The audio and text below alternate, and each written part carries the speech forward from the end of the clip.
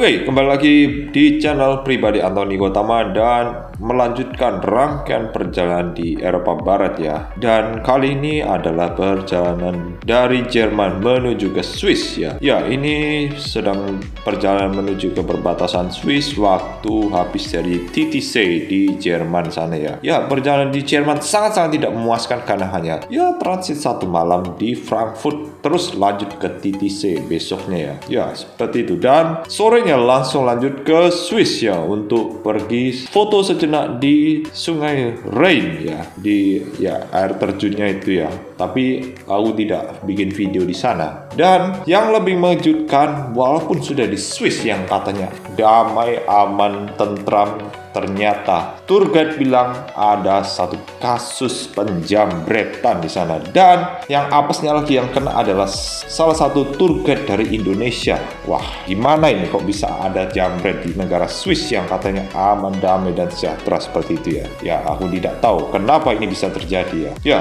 tapi terlepas dari itu, oke lah.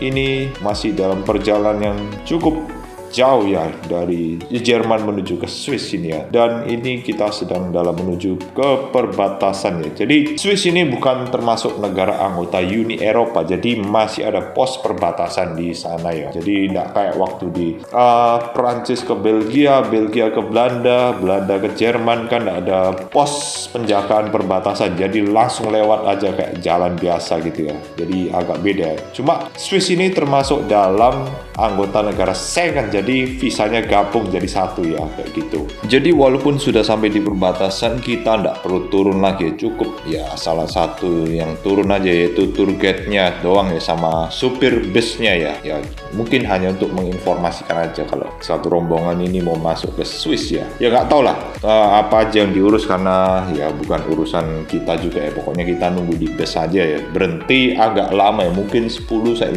menit waktu itu ya. Jadi ya ini waktu di perbatasannya cuma ya gitulah. Jadi tidak ada pemeriksaan paspor dan visa di perbatasan Swiss ini. Jadi kita tidak perlu turun, cukup nunggu di bus saja, tinggal laporan aja ya tour guide-nya sama supirnya ini ya. Ya kayak begitulah. Jadi ya cukup enak ya kalau kita punya visa Schengen itu. Jadi tidak perlu cek ya border checking berlarut-larut gitu kan. Ya kan jadi enak mau akses ke negara sesama Uni Eropa dan anggota Schengen itu tidak ribet lah intinya. Tapi perlu dicatat juga, tidak semua negara anggota Uni Eropa itu merupakan anggota dari Schengen ya. Jadi anggota Uni Eropa yang bukan merupakan anggota Schengen itu ada Irlandia, Siprus, Romania, dan Bulgaria. Tapi yang akan datang Romania dan Bulgaria akan segera menjadi anggota Schengen dalam waktu dekat ini ya. Tapi untuk Irlandia sepertinya mereka memilih untuk tidak menjadi anggota Schengen ya. Ya seperti itu. Lalu selanjutnya untuk mata uang ya. Di Swiss ini pastinya menggunakan Swiss franc ya, bukan euro. Jadi kalau kalian bayar dengan euro pasti tidak akan diterima di Swiss ini ya. Jadi kita menyediakan Swiss franc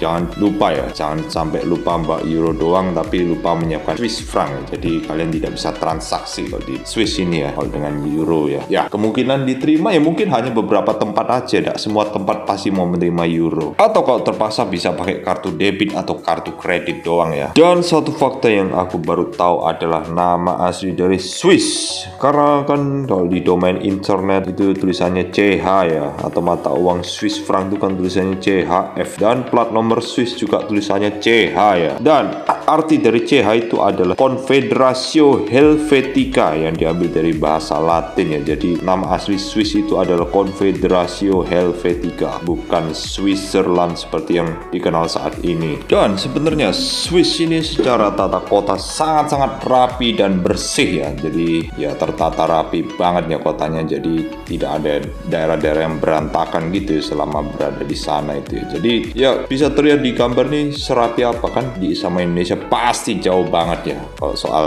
tata kota ya. Dan juga banyak bangunan-bangunan kuno klasik yang terjaga ya bangunannya itu. Jadi tidak ada yang terbengkalai di sini bangunan-bangunan klasiknya gitu ya. Ya seperti itu. Dan jujur aja juga tidak ada tembok bangunan yang terlihat kusam dan ya jelek cek gitulah ya. Semuanya tercat dengan rapi ya di sini tuh. Dan selama di Swiss ya seharusnya kita berkunjung ke kota Zurich. Ya Zurich itu dimana tempat aku nginep ya sama rombongan tour. Dan hari besoknya harusnya ke Lauterbrunnen dan Jungfraujoch ya, yaitu gunung es ya di Swiss ini. Tapi sayangnya aku skip dengan gunung es ini ya, karena kayak kondisiku waktu sampai di Swiss itu sedang dalam kondisi tidak enak badan ya.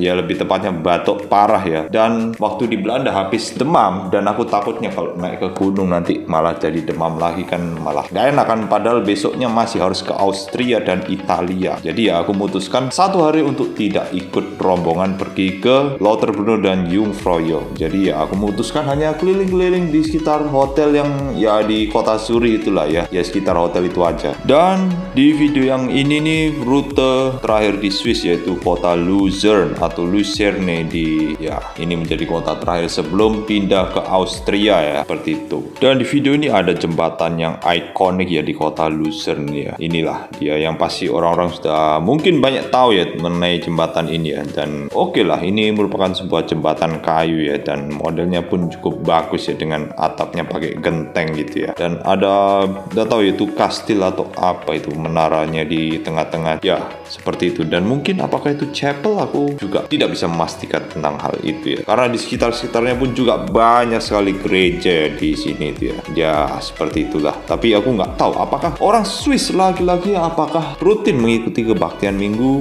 ya, walaupun ada gereja itu dan loncengnya berbunyi tiap jam untuk penanda jam, tetapi apakah di hari Minggu orang Swiss mempedulikan lonceng gereja kalau waktu ada kebaktian itu? Sayangnya aku ke Swiss sedang tidak hari Minggu, jadi kau tidak bisa mengetahui seberapa banyak orang Swiss yang pergi ke gereja. Ya, seperti itu aja. Dan harus aku akui bahwa sungai di Swiss ini sangat bersih dan berwarna biru ya. Tidak seperti sungai di Indonesia yang kebanyakan warnanya coklat ya, atau mungkin warnanya gelap gitu ya. Dan ini warnanya cenderung bening gitu ya. Dan ini menandakan betapa bersihnya sungai ini tanpa ada sampah sedikit pun ya. Ya, sedangkan di Indonesia urusan buang sampah aja masih ya begitulah ya, sudah susah untuk dirubah ya. Ya begitulah. Semoga orang Indonesia segera sadar lah, jangan buang sampah di sungai ya. Masa enggak mau sungai kelihatan biru kayak begini suatu hari nanti itu. Dan juga yang seperti aku bilang, bangunan klasik di Swiss ini sangat-sangat terawat ya. Jadi tidak ada bangunan yang dibiarin rusak gitu catnya, atau dibiarin catnya kusam lah, atau ada yang retak itu, tidak terlihat sama sekali. Semua seperti baru ya bangunannya itu ya. Jadinya sangat-sangat enak dilihat oleh mata ya. Jadi tidak ada pandangan yang mengganggu selama di Swiss ini ya. Jadi benar-benar rapi, serapi-rapinya di Swiss ini. Tapi di dalam benak pikiranku selalu aku terpikir mau untuk membayangkan bagaimana kalau seluruh dunia kotanya rapi seperti ini. Pasti dunia ini akan lebih enak dipandang kan kalau semua kotanya rapi seperti Swiss kayak begini ini ya. Ya, walaupun itu masih menjadi hal yang sulit untuk diwujudkan karena sebagian besar negara di dunia ini masih merupakan negara berkembang ya, yang infrastrukturnya masih kurang ya dari berbagai sisi itu. Dan satu hal yang pasti teman-teman sudah tahu bahwa Swiss itu terkenal akan jam tangannya ya. Dari berbagai merek di dunia itu pasti adalah merek asal Swiss ya. Salah satu contohnya adalah Swiss Army, terus juga Tissot, Hublot, terus ada Philippe Patek ya, terus ada apalagi Rolex, dan juga ya macam-macam lah intinya. Pasti itu buatan Swiss itu jam-jam tangan kayak gitu itu. Dan selain jam tangan, tentunya Swiss juga terkenal dengan coklatnya. Selain coklat Belgia yang terkenal di Eropa, itu adalah coklat Swiss pastinya. Ya, salah satunya yang terkenal adalah Toblerone. Ya, siapa yang nggak tahu dengan merek Toblerone? Itu adalah merek coklat dari Swiss. Ya, seperti itu contohnya. Tapi walaupun begitu masih ada merek-merek coklat lain ya. Salah satunya adalah merek Lindt. Ya, itu adalah salah satu merek coklat dari Swiss ya. Seperti itu. Lalu selain itu Swiss juga terkenal dengan ya sistem perbankannya. Jadi banyak orang di dunia ini menyimpan hartanya itu di Swiss ya kebanyakannya. Ya, mungkin karena negaranya yang netral dan kerahasiaan yang terjaga karena tidak mudah untuk dilacak ya keberadaan uang-uang mereka. Tapi kalau misal ada intervensi pasti bisa dibekukan kapan aja ya, seperti itu. Ya, nggak tahu apakah anggapanku ini bener atau enggak, karena ya setauku begitu ya, kalau ada intervensi uang-uang yang ditaruh di Swiss itu bisa dibekukan ya intervensi negara Eropa khususnya ya nggak tahu lah, tapi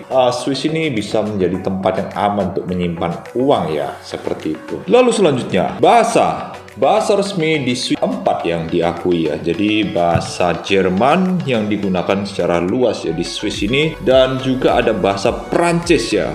Itu digunakan di wilayah barat dari Swiss. Ya, salah satunya adalah kota Jenewa yang menggunakan bahasa Prancis, dan juga bahasa Italia itu digunakan di wilayah selatan Swiss ya. Dan juga satu bahasa minoritas lagi yaitu Romans, yaitu dipakai di wilayah tenggara Swiss ya kalau nggak salah. Nanti akan aku sertakan peta bahasa dari Swiss ini ya. Dan juga Swiss ini juga banyak imigran ya yang datang ke Swiss ini ya. Salah satunya waktu itu pegawai hotel, ada yang orang Afrika juga ya waktu aku makan breakfast itu ya. Jadi ya Swiss ini juga sangat terbuka dengan imigran. Dan juga aku pergi ke salah satu restoran Turki ya waktu di Zurich, itu juga ya kebanyakan yang ya, dan yang mereka yang jual tuh orang Turki juga ya. Jadi Swiss ini seperti negara Eropa Barat lainnya sangat-sangat terbuka terhadap imigran ya seperti itu. Tapi walaupun imigran ini cukup banyak ya di Swiss, tapi kondisinya masih lebih kondusif ya daripada di Prancis atau di Italia gitu, yang